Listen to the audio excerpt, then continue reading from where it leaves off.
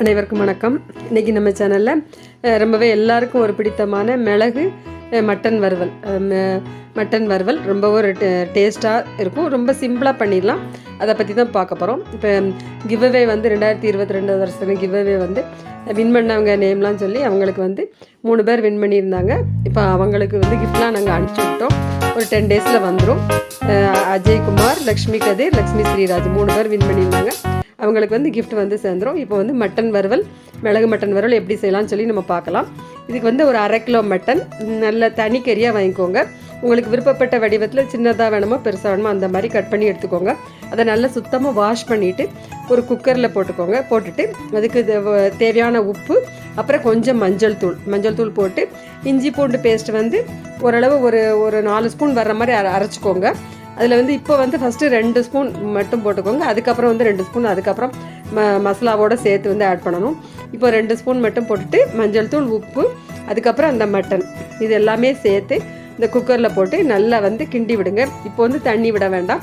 கொஞ்சம் அந்த இஞ்சி பூண்டோட பேஸ்ட்டு அதில் வந்து கொஞ்சம் கலந்து வரணும். அதுக்காக ஒரு 5 நிமிஷம் 10 நிமிஷம் வரை நீங்கள் வந்து அதில் கிண்டி விட்டுக்கோங்க.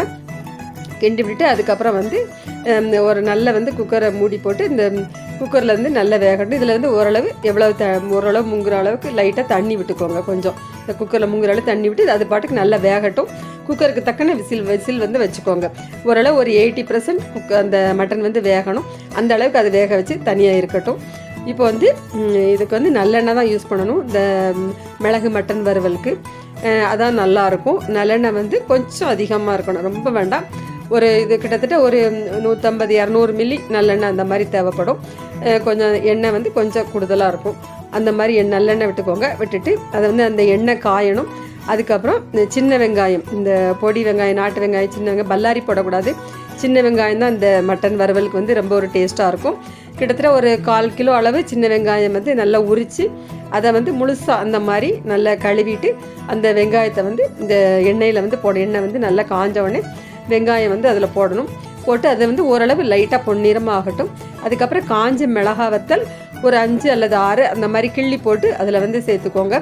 அப்புறம் கருவேப்பிலை ஒரு கொத்து கருவேப்பிலை அந்த எண்ணெயில் போட்டுக்கோங்க. இப்போ வந்து அந்த பொடி உள்ளி, அப்புறம் மிளகாய் வத்தல், அந்த கருவேப்பிலை இது 3 சேர்ந்து அந்த எண்ணெயில் வந்து ஓரளவு நல்லா வதங்கி வரட்டும். இதுக்கு வந்து பொடி உள்ளி தான் நல்லாயிருக்கும். அது வந்து ஒரு டேஸ்ட் கொடுக்கும். பல்லாரி வெங்காயம் யூஸ் பண்ண வேண்டாம். இந்த மட்டன் வறுவலுக்கு பொடி உள்ளி கண்டிப்பாக யூஸ் பண்ணிக்கோங்க. பொடி உள்ளி வந்து கொஞ்சம் அதிகமானாலும் சேர்த்துக்கலாம். உங்களுக்கு விருப்பத்துக்கு தக்கன குறைஞ்சது 1/4 கிலோ அளவாது இருக்கும். முழு உள்ளியே சேர்த்துக்கோங்க, நறுக்க வேண்டாம். நல்ல முழு உள்ளியை வந்து நல்லா கழுவிட்டு அதுக்கப்புறம் இந்த வந்து யூஸ் பண்ணிக்கோங்க. இப்போ வந்து அது எல்லாமே சேர்ந்து அந்த நல்லெண்ணெயில் வந்து நல்லா வதங்கிட்டு இருக்கு. இப்போ வந்து இஞ்சி பூண்டு பேஸ்ட்டு ஓரளவு ஒரு 4 ஸ்பூன் அரைச்சி வச்சுருக்கீங்களா, அதில் பாதி அதில் போட்டோம். இப்போ இதில் வந்து மீதி பாதியை இஞ்சி பூண்டு பேஸ்ட்டு இதில் வந்து போடணும். இந்த எண்ணெயிலே நீங்கள் வந்து போட்டுடலாம். அந்த இஞ்சி பூண்டு பேஸ்ட்டு போட்டுட்டு அதோட வந்து பச்சை வாசனை போகணும். அந்த அளவுக்கு வந்து அதை கிண்டி விட்டுக்கோங்க. இஞ்சி பூண்டு பேஸ்ட்டு போட்டோன்னே கொஞ்சம் ஒட்டுற மாதிரி வரும். தீயை வந்து கொஞ்சம் பார்த்து அப்போ வந்து கொஞ்சம் குறைச்சி வச்சுக்கோங்க. இப்போ அது எல்லாமே சேர்ந்து நல்லா அந்த எண்ணெயில் வந்து நல்லா வெந்துட்டுருக்கு. அந்த வெங்காயம், அப்புறம் அந்த மிளகாய் வத்தல், கருவேப்பிலை எல்லாமே சேர்ந்து நல்லா வெந்துட்டுருக்கு. இப்போ வந்து குக்கரில் வேக வச்ச மட்டனை கொஞ்சம் ஓரளவு தண்ணி வச்சு வேக வச்சுருக்கலாம். அந்த தண்ணியோடு நீங்கள் விட்டுடலாம். ரொம்ப தண்ணி விட்டு வேக வைக்க வேண்டாம். ஓரளவு கரெக்டாக கொஞ்சம் முங்குற அளவுக்கு தண்ணி வச்சுட்டு அதோடு சேர்த்து நீங்கள் விட்டுடலாம். அப்புறம் வந்து இந்த மசாலாலாம் போடும்போது தண்ணி வந்து நல்லா வத்திரும். அது ஒரு பக்கம் கொதிச்சிட்டு இருக்கட்டும். இப்போ வந்து இதுக்கு மசாலா வறுக்கிறதுக்கு மிளகு வந்து ஒரு ஸ்பூன் 1.5 ஸ்பூன் மிளகு எடுத்துக்கோங்க.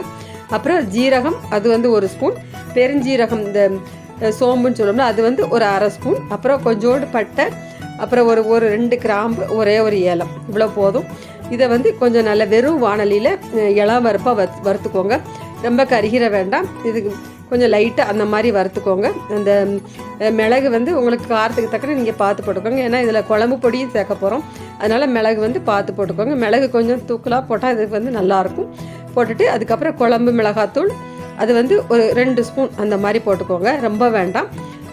குழம்பு மிளகாத்தூள் இல்லை அப்படின்னா தனி மல்லித்தூள், தனி மிளகாத்தூள் 2 கலந்து ஒரு 2 ஸ்பூன் வர்ற மாதிரி நீங்கள் போட்டுக்கலாம். இதை வந்து அடுப்பை ஆஃப் பண்ணிவிட்டு போட்டால் போதும். அதுக்கு ஆனில் இருக்கணும்னு தேவையில்லை. நம்ம இந்த மிளகு, ஜீரகம் அதெல்லாம் வறுத்ததுக்கப்புறம் அடுப்பை ஆஃப் பண்ணிடுங்க. அதுக்கப்புறம் இதை ஒரு 2 ஸ்பூன் போட்டு அந்த சூட்லேயே வந்து இருக்கட்டும். இதை வந்து கொஞ்சம் ஆறின உடனே நல்ல மிக்சியில் திரித்து வச்சுக்கோங்க. இதை வந்து நீங்கள் ஃபஸ்ட்டே இந்த பவுடர் வந்து ரெடி பண்ணி கூட நீங்கள் வச்சுக்கலாம். அதுக்கப்புறம் வந்து நல்லா ஆறின உடனே நல்லா ஃபைனாக வந்து பவுடராக வந்து திரித்து வச்சுக்கோங்க. அதுக்கப்புறம் இதில் வந்து நல்லா எல்லாமே சேர்ந்து நல்லா வெந்துக்கிட்டு இருக்குது. அந்த தண்ணியில் வந்து அந்த மட்டனில் உள்ள தண்ணியோடு சேர்த்து நம்ம ஊற்றிருக்கோம். அது எல்லாமே சேர்த்து நம்ம வந்து நல்லா கொதிச்சிட்ருக்கு. இப்போ இந்த ஸ்டேஜில் வந்து நம்ம அந்த திரித்து வச்ச மசாலா வந்து இதில் போடணும். போட்டுட்டு அதுக்கப்புறம் வந்து நல்லா அதை வந்து கிண்டி விட்டுக்கோங்க. அந்த மசாலா வந்து எல்லா பக்கமும் சேர்ந்து வரும். அதை வந்து நல்லா கிண்டி விட்டுக்கோங்க. இப்போ வந்து உப்பு வந்து உங்களுக்கு வந்து டேஸ்ட் பண்ணி பார்த்துக்கோங்க. எனக்கு மட்டன் வேக வைக்கும் போதே நம்ம வந்து உப்பு போட்டிருக்கோம். கொஞ்சம் உங்களுக்கு பார்த்துட்டு டேஸ்ட் பண்ணி பார்த்துட்டு உப்பு காணலைன்னா நீங்கள் கூடவோ குறைச்சோ பார்த்து போட்டுக்கோங்க. இப்போ வந்து இது எல்லாமே சேர்த்து மசாலா எல்லாம் போட்டாச்சு. இவ்வளோ தான்.